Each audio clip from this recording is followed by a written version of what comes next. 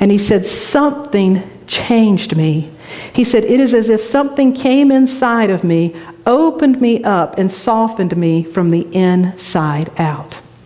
And he said, my first thought was, whatever this is, I don't want to lose it. And he said, I was so afraid that it was going to go away because it felt so good. But he said it didn't leave. Day after day after day, it continued to open him and expand him.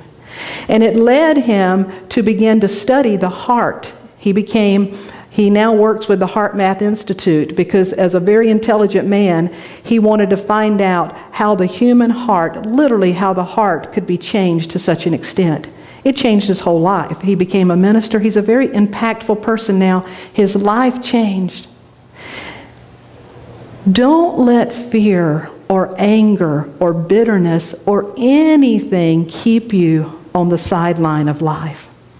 The universe is always inviting us into this dance to move and to be moved. And I truly believe that when we all hit our bottom, whatever that is, and when we finally reach out and say, I need help, help will come in. The second thing that we can learn from dancing is discover your inner rhythm. Now, is there anybody who thinks you have no rhythm? Maybe you've been told you have no rhythm. Yeah, that we just can't. Well, I'm here to tell you that everybody has rhythm. Now, the difference is your rhythm may not match up with the rhythm of the music. But everybody has rhythm. You just may not be in rhythm with the music. How many of you know who Frank Lloyd Wright is? Frank Lloyd Wright has been recognized as the greatest American architect of all time. He was quite a pioneer, not only as an architect, a builder, but a masterful artist.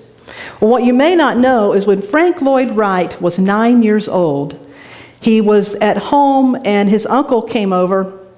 He didn't really care a lot for this particular uncle, but it had been snowing outside and his uncle said, come on, Frank, let's go for a walk. And so Frank at 9 bundles up and they go out for a walk and they're walking and Frank Lloyd Wright is just running here and running there and going all around and the uncle is walking and finally they get to their destination and they stop and his uncle said, Frank, come here a minute. He said, now I want you to look. He said, I want you to look at my footsteps. Do you see how I walked straight from there to here? And do you see how you have footsteps everywhere? He said, in life, you need to learn how to get from point A to point B the easiest way. So I think you need to learn how to walk in a straight line. He said, as a 9-year-old boy, I vowed that day to never be like my uncle.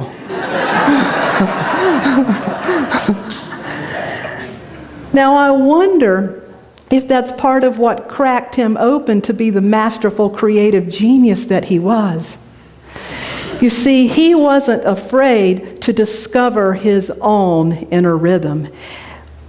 What is your rhythm? How are you being called to move in unique ways? Not to walk the path or to take the steps that anybody else does. When I dance, I never dance the same. I grew up Pentecostal and we weren't allowed to dance. You know, sometimes we would do things like this, but you certainly couldn't move your feet at the same time. So as an adult, when I dance, I just kind of do my own thing.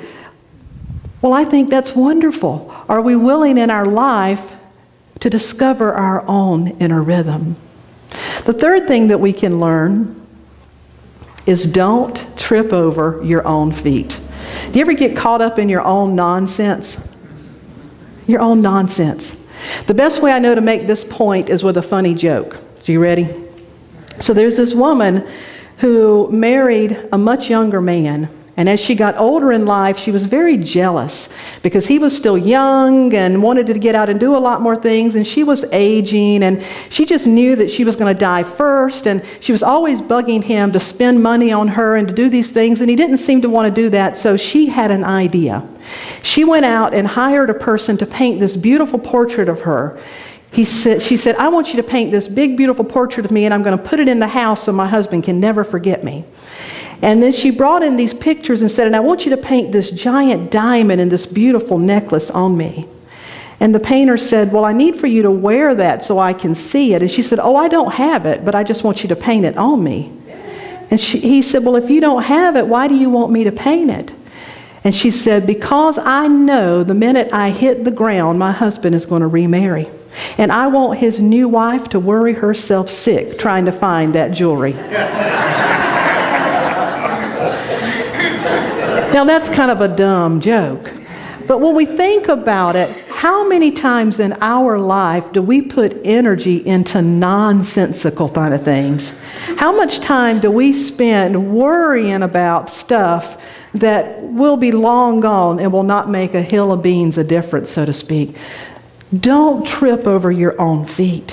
What is important to you? How do we stay focused on those things and eliminate that stuff that is just nonsense? The next one that we learn is to be willing to learn a new step. Andy, would you raise your hand? Andy was married to his wife 62 years. And you can imagine what it must have been like when his wife made her transition. I cannot even imagine what that would be like to be with someone for 62 years and then they leave this world and you're still here. Well, all of us reach places in our life where life says you have to be willing to learn a new step. All of us come to those places where we are brought and faced with changes that we'd rather not be faced with. Well, Andy had decided to take dance lessons. And a few years or several months, a couple of years afterwards, he really had a motivation for taking some dance lessons. And he was willing to go to Arthur Murray and take dance lessons and learn to dance. He took himself out of the home and he went up to the Kent Senior Center and said, you know what? I'm going to go out on the weekends. I'm still alive. I'm going to live. I'm going to make the best that I can out of my life. You're going to hear more about this in a minute. Andy, my hat is off to you. Would you give him a hand? Be willing to learn a new step. The next takeaway from today is learn the importance of leading and be willing to follow. How many of you consider yourself a natural leader? How many of you consider yourself a person who likes to be led?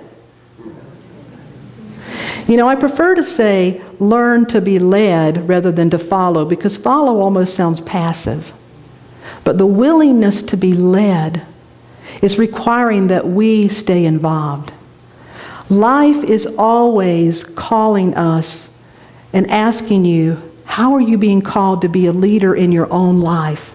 How are you being called to step up and step into that leadership role? At the same time, life is saying, how are you being called to follow? How are you being called to follow? This is a true story of Ted. He lived in Texas. Very, very successful man most of his life, a born leader. Ted reached a point in his life where things weren't working out as well as they always had, and he didn't know what to do. And in his own way, he was asking the universe for help, but he didn't even really know how to ask for help. He'd always been successful. He was good looking. He came from money. Everything had worked out Ted's way. One night, Ted had a dream. In this dream, he was driving a bicycle. And he said as he drove the bicycle, it was so easy, it was like the bicycle just went by itself. It just went. And then the bicycle started up a hill. And as the bicycle was going up the hill, he found himself trying to pedal, and it got harder and harder and harder and harder. And he said he couldn't stop because he would fall down, and he looked back and it was like no bottom. So he had to keep pushing and pushing and pushing, and he was out of breath. And he finally stopped, and he said he felt like he was going to die. And he looked over to the right, and he saw this big giant of a man. And he said he knew inside of him that what he needed to do was something he had never done in his life, and that was to say, "Will you help me?" And in this dream, Ted turned to this giant and said, "Will you help me?" And just like that, the giant was on the back of a bicycle and began to pedal, and up they went. And he said it was easy as it was when he first started. They were going, and he said, and all of a sudden, for the first time in his life, he could let go a little bit and look around, and he was noticing scenery. He was noticing things he had never seen. It was so beautiful. He felt so good.